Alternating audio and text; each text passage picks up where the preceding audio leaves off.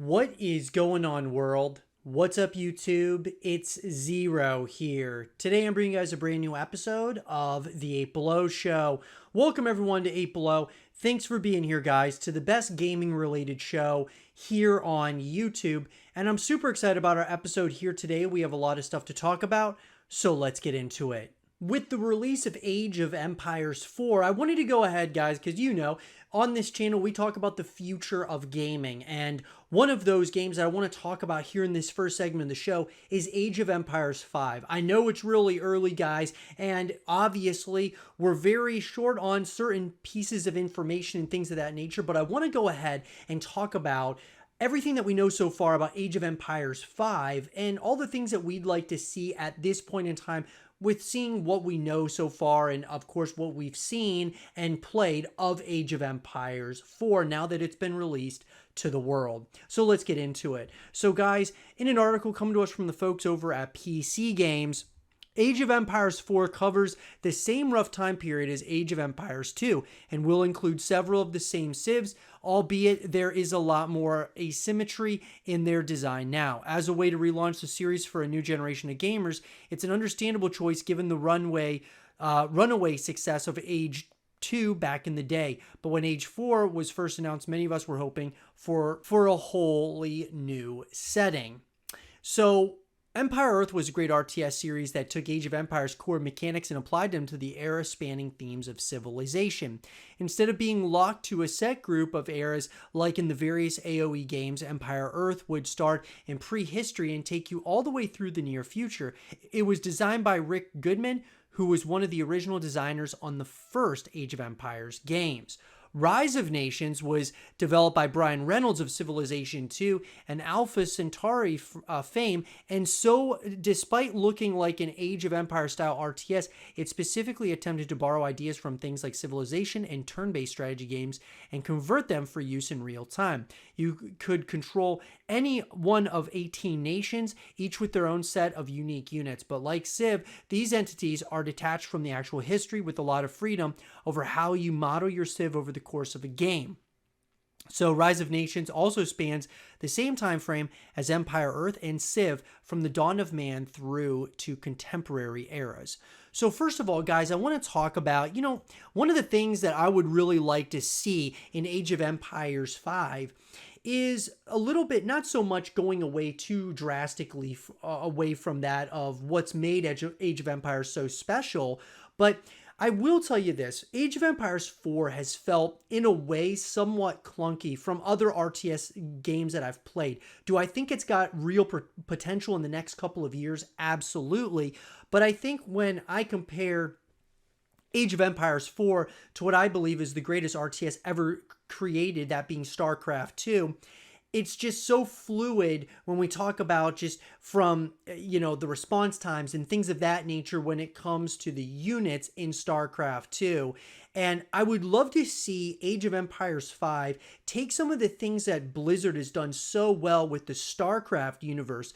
Maybe you kind of narrow it down a little bit more than how many civilizations there are that you can play as and things of that nature. That would be kind of an interesting concept.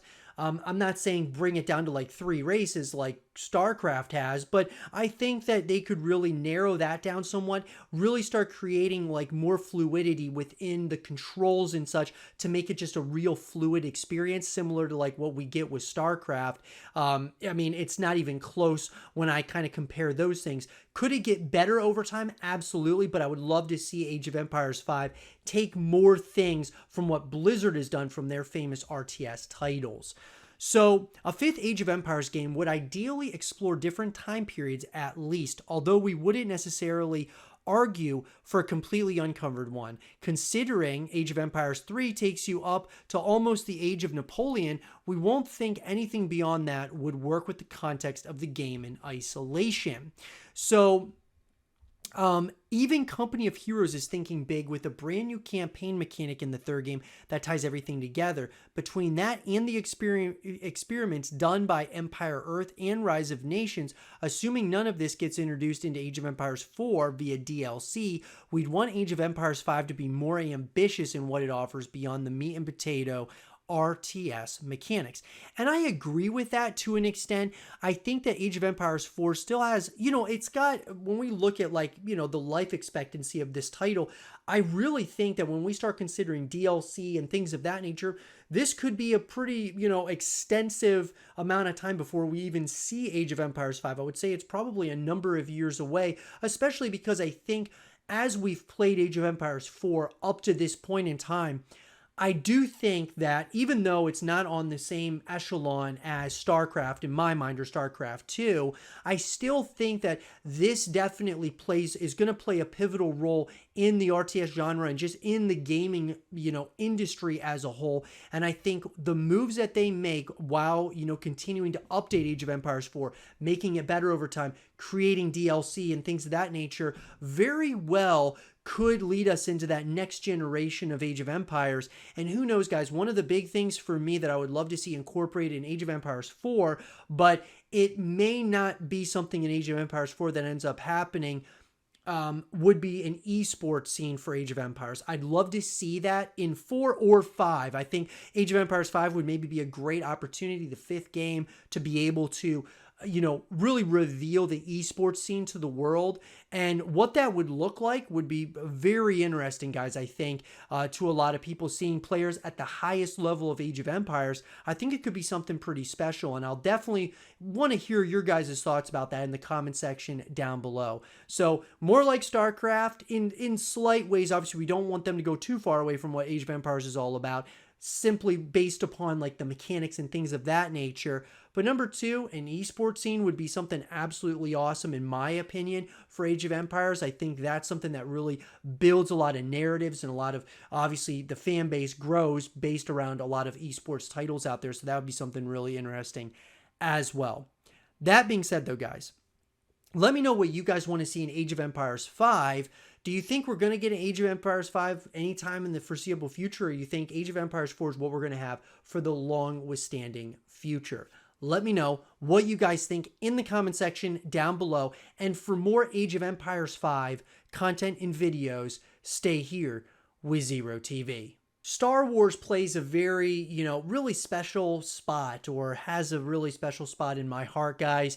It's an absolutely incredible franchise as a whole. When we talk obviously from the movies, guys, the movie series, absolutely incredible. Overall, sure, it's had its peaks and valleys, just like any movie series out there, but just iconic through and through.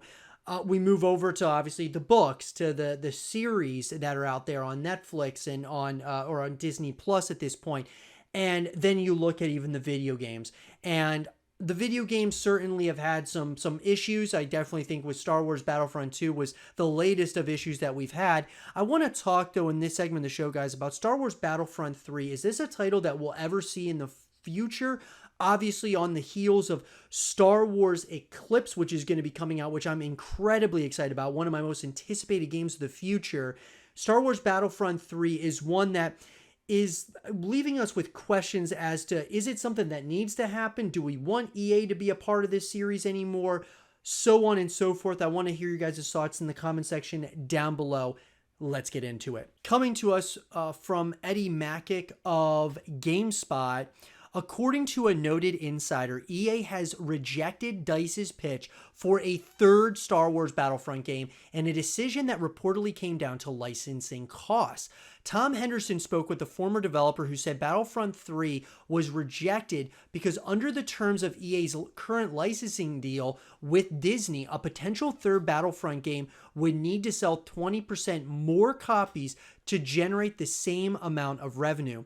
EA has always paid Disney a license fee for its Star Wars games, but the terms of this agreement have never been disclosed. And so right off the bat, guys, I really feel that Disney wanted to make it, obviously with having the licensing deal with EA, they wanted to almost, because of the backlash and things of that nature that EA got from, of course, Star Wars Battlefront 2, Disney probably wanted to end this deal once and for all, maybe moving forward for the foreseeable future with EA based on the backlash from Battlefront 2. And the way they did this was by saying that they would have to sell 20% more copies. And that's something that obviously EA, from a business perspective, it just doesn't make much sense for them to go through with this. So Disney was able to kind of almost seemingly cut ties with EA at this point. While DICE might not be developing a new Battlefront, EA has pledged to make more Star Wars games. Henderson said that there are currently at least 2 story-driven single-player Star Wars games in the works at EA. One of these might be a sequel to Star Wars Jedi Fallen Order. Now, Battlefront, guys, obviously, in my opinion, was Battlefront 2 really was just a step in the wrong direction in a number of ways. But Star Wars Jedi Fallen Order was certainly a step in the right direction, in my opinion. And I feel like it was probably my favorite Star Wars game that they've made to date. And it just takes me back to some of those older Star Wars titles. Star Wars The Force Unleashed was unbelievable, in my opinion. Those were my favorite. But Star Wars Jedi Fallen Order I thought was fantastic. It was a great step in the right direction. That being said, though, I mean, obviously the pressure now is on EA because the question now is Disney going to, do that? You got to sell 20% more copies now moving forward with Star Wars Jedi Fallen Order 2. And moving forward, that's going to be the real question mark here moving forward, because they're saying they have at least 2 story-driven games, and what that tells me is that they're not really working on multiplayer, modes and things of that nature, which is somewhat unfortunate, but at the same time, they really botched Star Wars Battlefront 2, and so making story-driven single-player Star Wars titles might be the way to go, at least for EA. So, as for what DICE is making next, in addition to ongoing support for Battlefield 2042, the Swedish studio is currently at the conceptual stage for its next project, according to Henderson. We don't know what the game is, however, EA has not made any official announcements, but CEO Andrew Wilson recently said the Battlefield series might follow Call of Duty Warzone and Halo Infinite multiplayer and release a free-to-play offering, which would make complete sense, obviously, guys. But with that being said, I really do think that Disney is kind of slowly but surely trying to cut ties with EA and no longer work with them after the backlash of some of these Star Wars titles. And look, guys, EA, a very controversial company in the gaming industry, from beloved titles out there to titles that people are starting to really get starting to have more and more backlash around. Titles like Star Wars, obviously that's a massive fan base, and obviously if these fans feel like they're being slighted in the slightest, obviously we're going to say something about it, and Disney does not like that. We also look at other titles out there like the Madden series, how it's almost like a copy and paste every single year, and they don't really change much, and it's obviously it's just a cash cow for EA, and they don't really focus too much on that title, and even some of their other sports games. And so it's a sad situation to a degree with EA, but I do think that Disney is slowly but surely cutting ties. I'd love to hear your guys' thoughts about this in the comment section down below. Do you think we'll ever get a Battlefront 3, or do you think they're going to move on and start continuing to create more story-driven titles in the Star Wars universe? Let me know what you think in the comment section down below, and for more Star Wars content and videos, stay here with Zero TV. We've talked a lot on the YouTube channel about Prototype, this franchise, guys, from what we got in the first title, absolutely iconic title, to the second game in the Prototype series, which I felt was a step in the wrong direction. But that being said, we have talked on the YouTube channel a lot about Prototype 3. You guys can check out all of that content here on the YouTube channel, and I want to continue that conversation. I want to talk in this segment of the show about Prototype 3. Is this a title that could get an announcement in 2022? So let's get into it. So guys, let's talk briefly about the history of Prototype. Obviously, the first game comes out. Absolutely awesome. People love this. It kind of came out around the same time as Infamous from PlayStation, and had a lot of similarities, some really special mechanics and gameplay abilities in it. It reminded me slightly of obviously Infamous, but also even like games like Assassin's Creed. It had some really cool elements to it.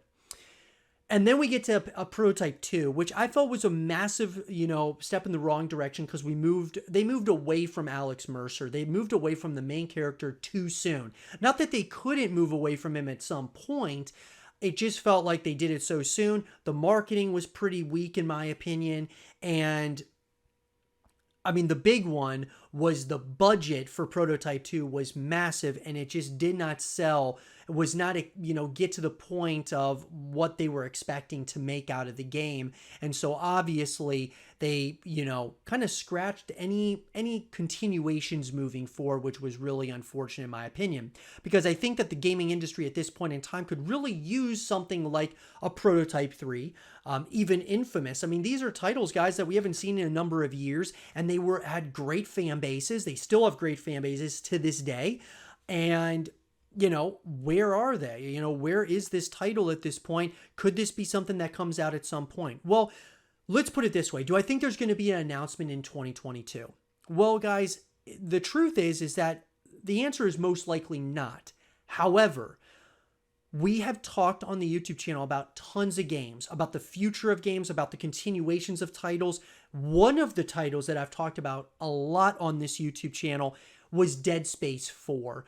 I had consistently said that if we as the community wanted Dead Space 4 to be made, we would have to voice our opinions to the developers and get this thing made, And really, guys, us as, fans and, pieces of the overall community, where our voices speak a lot more than you realize.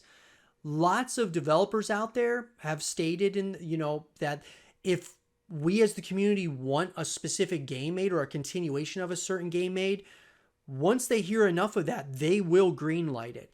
And Dead Space is a perfect example of this. So many people thought that Dead Space was dead forever, but because of the community came together, creating content around it, creating just, really echoing it into existence, it's coming back. Dead Space is coming back, guys, in a reboot format, which is incredible. I thought in my mind, we can do this. And there was never a time where I felt like that it wasn't possible. It got pretty bleak at certain points throughout the journey. I will tell you that.